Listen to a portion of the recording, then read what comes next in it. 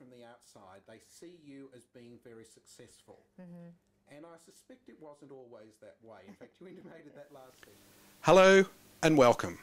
I'm Dr. Howard McCormick, a family doctor from Phillip Island in Victoria. Today it's my pleasure to bring you the last of our one-on-one sessions in the Law of Success.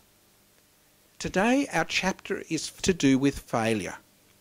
And Napoleon Hill has a very, very important point to make about using failure, seeing it in a different light and turning it around into something that is important in the stepping stones for success. To help us understand this chapter, we have again our wonderful international guru on internet publishing. She's a world-renowned public speaker, someone who epitomises success and who really promotes the law of success. It's been important in her life, and she sees it's important in developing your life too. We're going to learn today how failure has been turned around by Jennie Armato into success. Welcome again, Jennie. Thank you. Great to be here. When somebody looks at you from the outside, they see you as being very successful. And I suspect it wasn't always that way. In fact, you intimated that last session. If everything in my life didn't happen, I wouldn't be in the life I am today, which is pretty damn good. I consider I live a fantastic life, especially compared to where I was.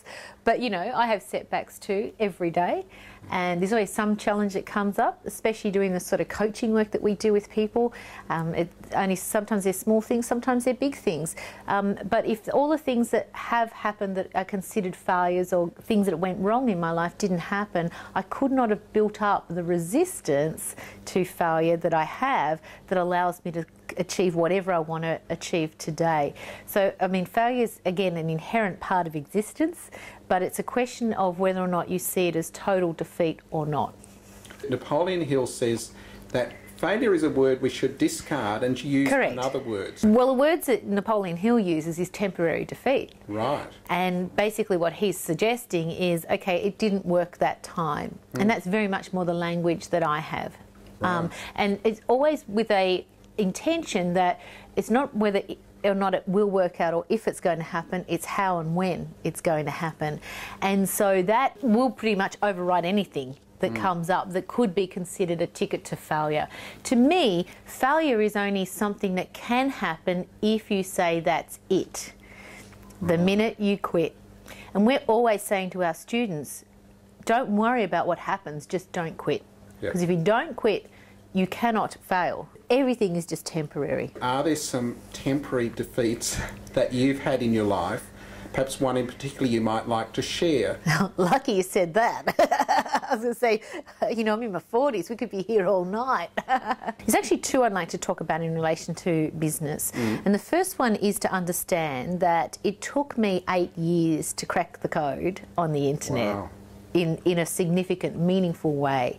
All right, no one has to go through that these days, whether or not they're on our program, and certainly if you're not, you know, we say 2 to 3 years max is your game plan. Do you know how many times I could have given up and said that's it and declared my hand as a failure? Thousands of times. So the first thing to understand is that if you're going to start something, finish it. Right. Okay? And it's amazing how people join our program and we say right up front, you know, I'm a tough coach and you're going to need to do these things. People go, yeah. And they get 2 weeks in, they go, I want to quit. I'm like, you made a decision to change your life and in 2 weeks you can turn that around? How does that happen? You know, and how it happens is that they open the checkbook of failure and they sign the check and say, that's it, I declare my hand, it doesn't matter to me anymore, I'm not going to do what it takes to create success. The first thing or experience, I guess, was that I've never ever pulled out that checkbook, ever pulled out that checkbook. Don't think I haven't thought about it, don't think I've even imagined writing the check of failure, you know what I'm saying, right? Of course I have. And, you know, sometimes some things that happen in my businesses break me down. I mean, I have to walk out of the office and just like, that's it, you know, I can't take any more, but I always say today or at the moment, right? It's only a temporary setback. And then I recalibrate and I go back in and I say, okay, How do we fix this? How do we move it forward? How do we give people what they want? How do we make that better? How can we improve on our result? So the first thing is to understand that I've had probably, 100 times more reasons to give up on the internet than anyone else I can think of, right? But I just never chose to make that decision. I've said, no, there's got to be a way. So that's the first thing. And the second thing to experience, I guess, is for me, technology was a big challenge, a really big challenge. I mean, when I started on the internet, I got my personal assistant to actually type my emails. So I would write out what I wanted him to say, and then I gave it to him and got him to compose and send the email. So that's how technically incapable I was, okay? Could have I used that as an excuse? Absolutely, because there was no tech support like our clients have that they can just bring up or email and actually get the problem fixed for them. There were no super coaches like we have now where people actually get someone that personally rings them up once a week to actually help them move to the next step. So technology could have easily been a reason for me to choose failure over temporary defeat. And you've got to remember, I was in a time when there was virtually no one in Australia to even talk to. I'd have to get up at 3 a.m. in the morning to ring America to try and find the right people to get the answers. So you reckon I've got plenty of reasons and experiences? Absolutely. I just chose not to take that path because I think once you declare that hand, that sets the tone for your life. If you declare the temporary defeat hand, that sets the tone for your life. So what tone do you want to set? The tone of failure or the tone of temporary defeat? Choice. I know which door I'm walking through every time. Yes, failure is a choice. Absolutely. But so is success. And the interesting thing about that point is that many people say, I had no choice. It wasn't going to work. I couldn't do it. The industry doesn't work. People don't buy online. Whatever.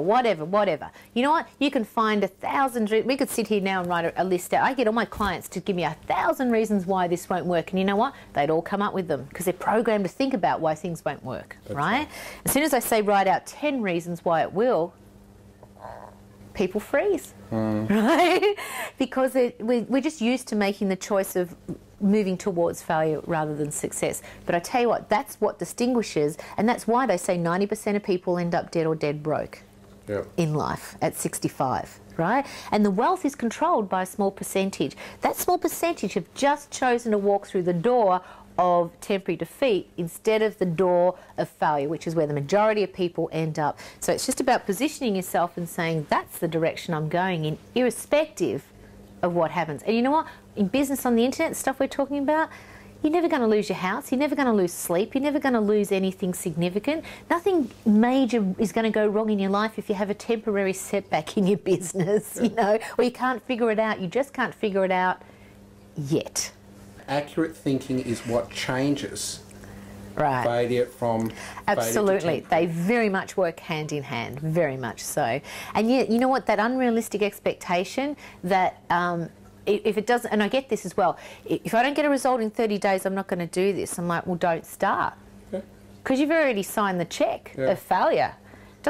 I don't care what you think you're going to do in the next 30 days. You've already chosen that door. You've already got your checkbook for failure out and you've written it. What's the point? Don't waste my time. Thank you very much, Jen, for teaching us that failure is not about something going wrong. It's something hasn't gone right yet.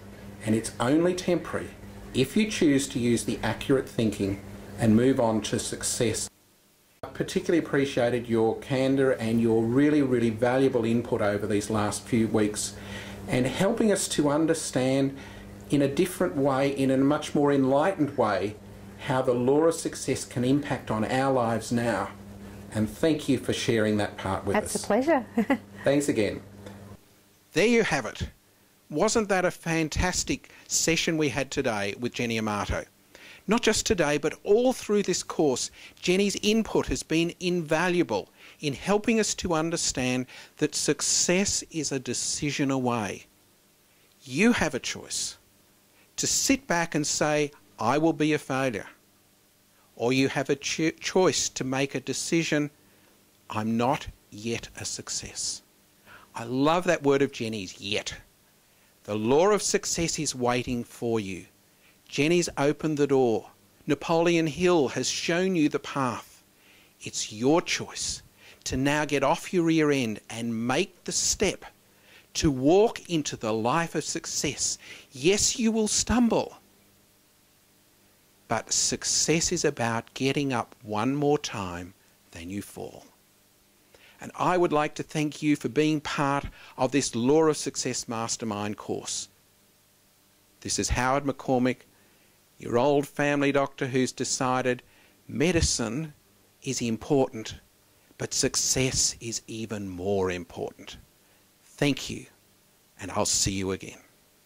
Bye.